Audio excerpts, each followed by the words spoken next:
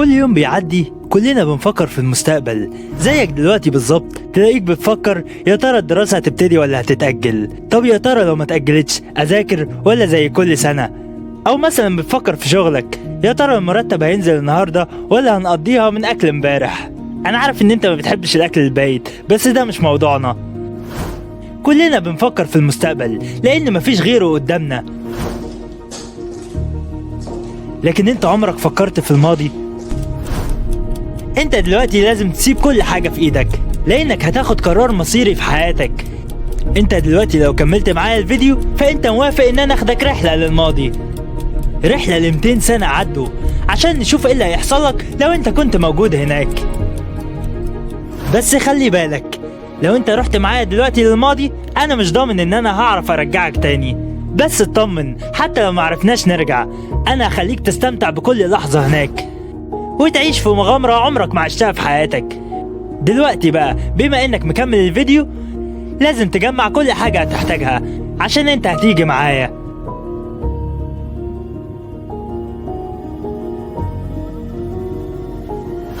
ودلوقتي بقى لازم تنسى بيتك وتنسى الشارع بتاعك.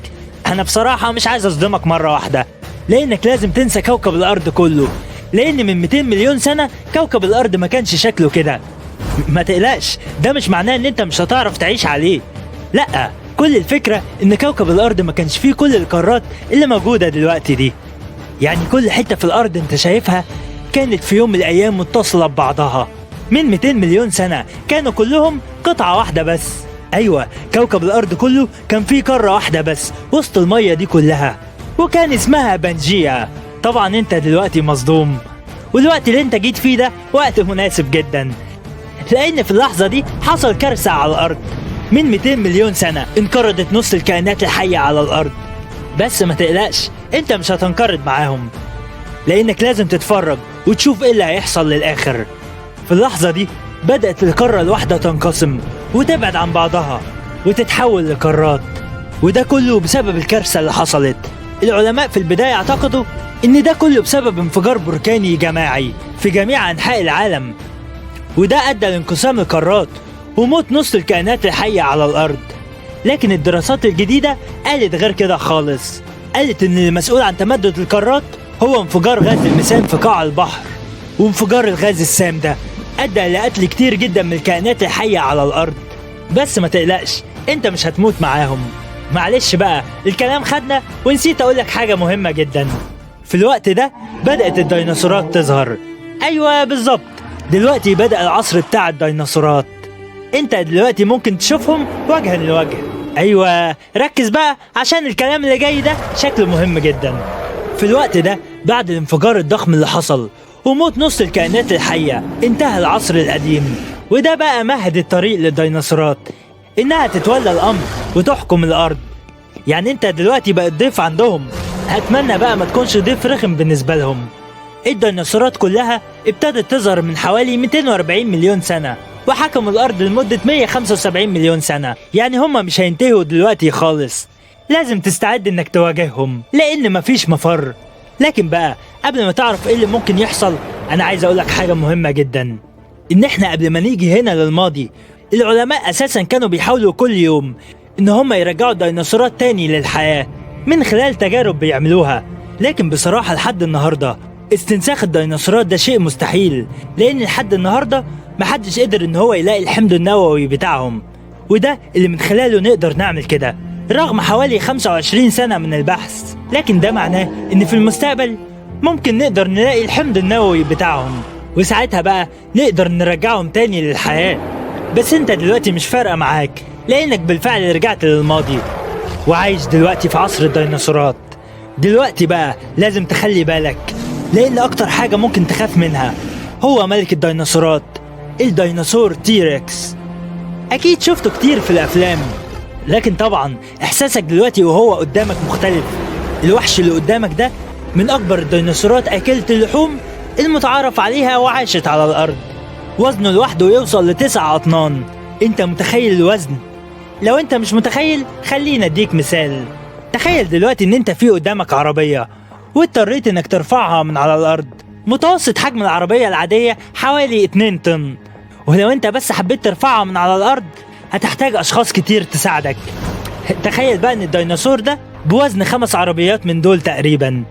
الوحش ده ضخم جدا بشكل مهول، قوته عالية جدا، وبيعتمد على فكه بشكل اساسي، وبالطريقة دي بيقدر يهجم على فريسته.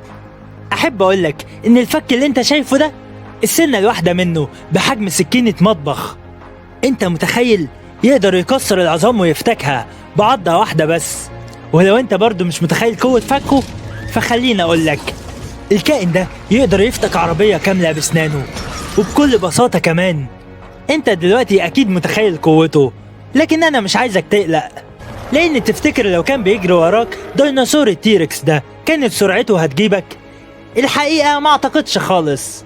اخر الابحاث بتقول ان سرعة الكائن ده كانت حوالي 20 كيلومتر في الساعة، ودي سرعة انت ما تقلقش منها خالص، لان اساسا سرعة الانسان توصل ل 45 كيلومتر في الساعة، يعني اكبر من ضعف سرعة الديناصور اساسا. يعني اللي المفروض تعمله دلوقتي لو شفته قدامك انك تطلع تجري، بس خلي بالك لا تقع او فجأة تلاقي واحد تاني قدامك. مش كل انواع الديناصورات مخيفة، زي نوع البراكيوسورس، وده بقى ديناصور عاش من حوالي 150 مليون سنة. رغم حجمه العملاق والهائل ده إلا إنه ما كانش بيتغذى على اللحوم، يعني ما كانش ديناصور مفترس. النوع ده كان بيتغذى على النباتات زي الأشجار مثلا، يعني تقدر تعتبره الزرافة بتاعت زمان. أيوة، الديناصور ده طول رقبته بس كان يوصل ل9 أمتار. بس ما تقلقش منه ولا تخاف، لأني ما أعتقدش إنه كان ممكن يأذيك، إلا بقى لو هو عنده مشكلة شخصية معاك أنت. دلوقتي بقى جه الوقت انك تعرف ازاي الديناصورات دي كلها انقرضت. الديناصورات دي كلها عاشت على الارض حوالي 175 مليون سنة لحد ما جت نهايتها، لكنها تقريبا كانت نهاية جماعية. نهايتهم كانت كارثة، والكارثة دي ساعتها اتسببت في موت معظم الكائنات الحية على الارض، وابتدت من الفضاء الخارجي. لكن للعلم ده لحد النهاردة سبب مش مؤكد، لكنه أكتر سبب منطقي لحد النهاردة. كويكب من الفضاء اتجه ناحية الأرض، ولكنه في اللحظة دي ما بعدش عنها أو مثلا غير مساره، لأ ده كمل طريقه ناحية الأرض، وبالفعل نزل على الأرض واصطدم فيها. ومن بعد كده بدأت الكارثة تحصل. الكويكب ده دمر جزء كبير جدا من الأرض، وبسبب ده كله ده أدى لانقراض حوالي 75% من الكائنات الحية على الأرض. وطبعا بما انك موجود دلوقتي فانت هتتصدم من اللي انت هتشوفه، لانك هتكتشف حاجة غريبة جدا، ان في الانقراض الجماعي اللي حصل ده لسه في ديناصورات عايشة لحد النهاردة. ومن هنا تبتدي المفاجأة، مش كل الديناصورات انقرضت في الانقراض الجماعي اللي حصل. ايوه زي ما انت سمعت، في ديناصورات كملت وهي لسه معانا لحد النهاردة.